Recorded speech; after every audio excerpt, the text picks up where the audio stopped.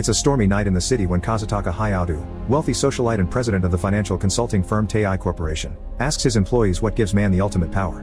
They have many answers for him like military power and market dominance, and Rinko Endo is scolded when she replies money since that's too basic, the real point is what you do with it. However, Yukio Tonegawa is praised by his boss for answering that power is having the financial muscle to build your own kingdom, like a fallout shelter. He also points out that Japan is filled with hopeless young men that will serve as labor for construction. Sometime later, Kaiji Ito is going through his usual daily routine. He buys and loses at scratch-offs, spends a very boring day at his work as a cashier in a convenience store, and on his way home, he curses all the rich cars around him for being successful because they evade taxes and not because they work hard. When he kicks a Mercedes, a group of bodyguards chases him for it, and from that car also comes out Rinko, who takes him to an office to talk. A couple of years ago, Kaiji signed a loan contract to be a friend's guarantor, and since that friend has disappeared, it is now his obligation to pay the debt. To make matters worse, the original sum of 300,000 yen has now become a debt of 2 million because of interests, not to speak of the car damage he's caused. Since he can't pay that amount, Rinko offers him a deal. There's a gambling cruise he can participate in, filled with broke losers like him, and if he wins, his debt will be wiped clean. After Rinko gives him a speech on how crappy his life is and this being the only opportunity to start over, Kaiji accepts. Later in the evening, while Rinko hands in Kaiji's profile at the company mentioning she's filled her quota, Kaiji gets on board the cruise, which is indeed filled with broke losers. Yukio is the host and the one that will explain the rules of the game they'll be playing tonight. Each player is given 3 1 million yen stars with an interest of 1% per minute. If someone wins, not only will the company wipe the debt clean, they'll buy back the stars too. Players are also given 12 rock paper scissors cards that they'll use to play the game as usual. Each time they win a round, they get a star from their opponent. To win, they must use all their 12 cards and have at least 3 stars after 30 minutes. No questions are allowed, and after Yukio calls them babies, he leaves so they can start playing. All the players rush to find an opponent and Kaiji is approached by Juji Funai, a man that proposes a truce. If they play the same cards and cause a draw, they won't lose any stars and will get rid of their cards quickly, giving them an easy way out. Kaiji accepts and the game begins normally, helping both players lose their cards with no issues. But at the last minute, Funai backstabs Kaiji and scams him out of 2 stars by playing to win instead of to draw, leaving him with just 1 star and 1 card. Furious, Kaiji drops his card and punches Funai, causing him to bleed on the floor and the card as well. Security quickly separates them, but soon a new commotion begins. Funai tells everyone that Kaiji's last card is scissors so everyone would go after him for an easy star, and Kaiji retaliates by announcing Funai only has rock left. Everyone starts arguing over this possibly being a trick or not, and they're suddenly interrupted by a guard that brings Koji Ishida back into the game after he was caught trying to flush his cards down the toilet, which is against the rules. With 10 minutes left on the clock, Funai takes advantage of the moment to announce his latest idea, a reshuffle, that way nobody will know each other's cards anymore. Everyone accepts, including Kaiji, because he has a plan. Funai takes all the cards, shuffles them, then gives each player back the same amount they had before. Kaiji receives the card with the bloodstain again and decides to team up with Ishida to play against Funai on a 1-card match for 3 stars. Funai is sure he will win because he knows Kaiji's last card, but Kaiji expected this and defeats him easily. This was his plan all along. Knowing Funai would have noticed the blood mark, Kaiji took one of Ishida's cards and added blood on it to make it pass as his own stained card, tricking Funai into playing the incorrect one. After dividing Funai's stars between them so they both have 3, Kaiji and Ishida play their last cards by tying on purpose and win, or at least, that's what they think. Because while they're in the middle of celebrating as the time runs out, Ishida finds a card in his pocket he forgot about. Since Kaiji sticks to his promise of a team-up and accepts the card as his as well, both of them lose.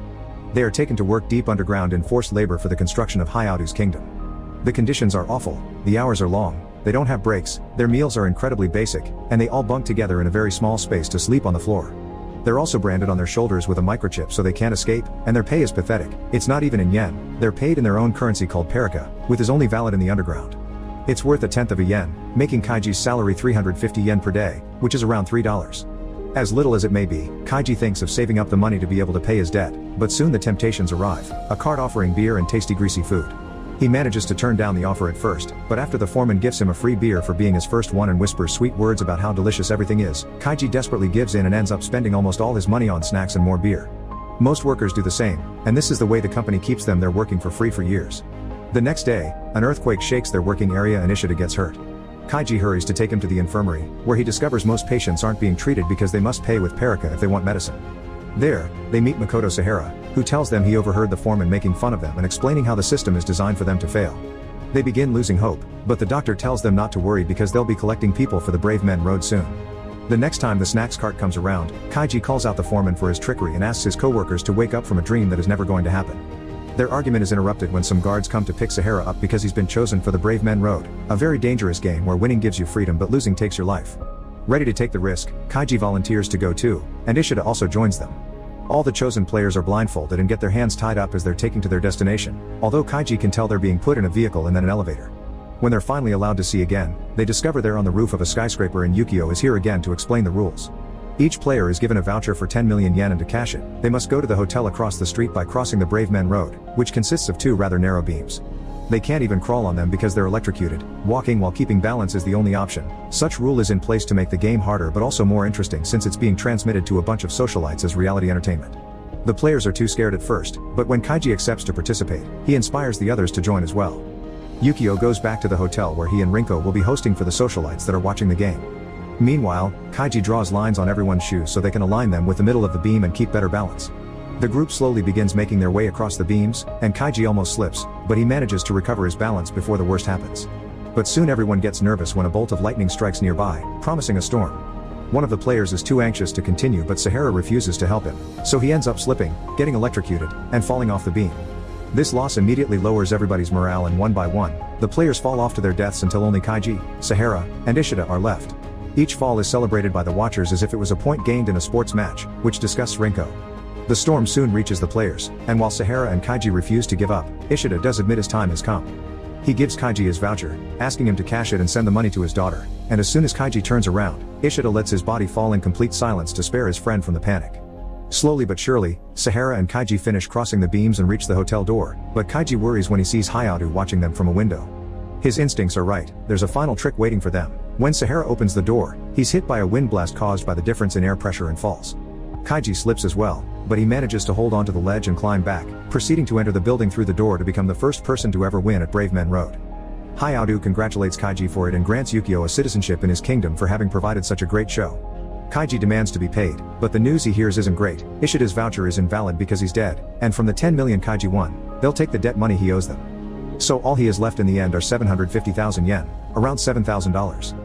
At least he has his freedom, but he's still furious that he won't get to send the money to Ishida's daughter, so he tries to punch Yukio, only to be stopped by the guards.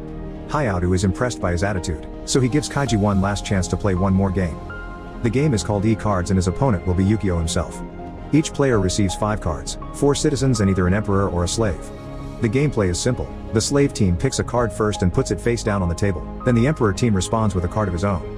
When the cards are revealed, they decide who wins by following a simple rule. Citizen versus citizen is a draw, citizen beats slave, emperor beats citizen, and slave beats emperor.